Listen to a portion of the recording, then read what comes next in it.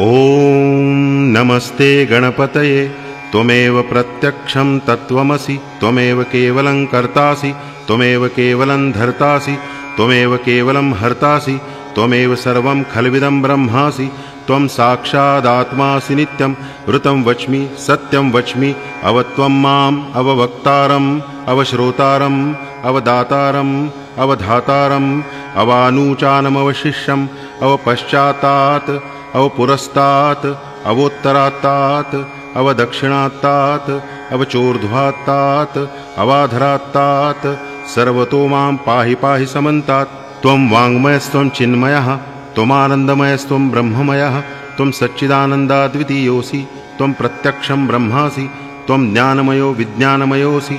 सर्वं जगदिदं त्वत्तो जायते सर्वं जगदिदं त्वत्तस्तिष्ठति सर्वं जगदिदं त्वयि लयमेष्यति सर्वं जगदिदं त्वयि प्रत्येति। त्वं भूमिरापो नलो निलो नभः त्वं चत्वारि वाक्पदानि त्वं गुणत्रयातीतः त्वमवस्थात्रयातीतः त्वं देहत्रयातीतः त्वं कालत्रयातीतः त्वं मूलाधारस्थितोऽसि नित्यं त्वं शक्तित्रयात्मकः त्वां योगिनो ध्यायन्ति नित्यं।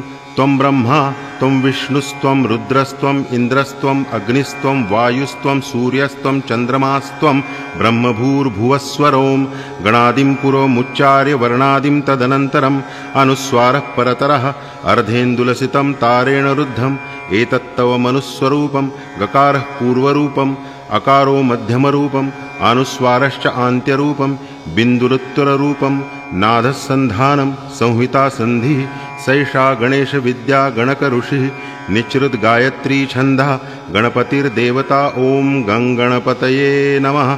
एकदन्ताय विद्महे वक्रतुण्डाय धीमहि तन्नो दन्ती प्रचोदयात्।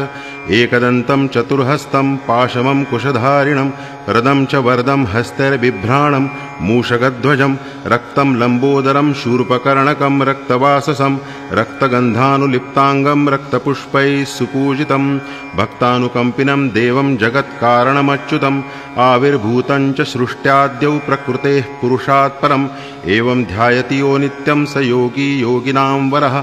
नमो व्रातपतये नमो गणपतये नमः प्रमथपतये नमस्तेस्तु लम्बोदराय एकदन्ताय विघ्ननाशिने शिवसुताय श्रीवरदमूर्तये नमः।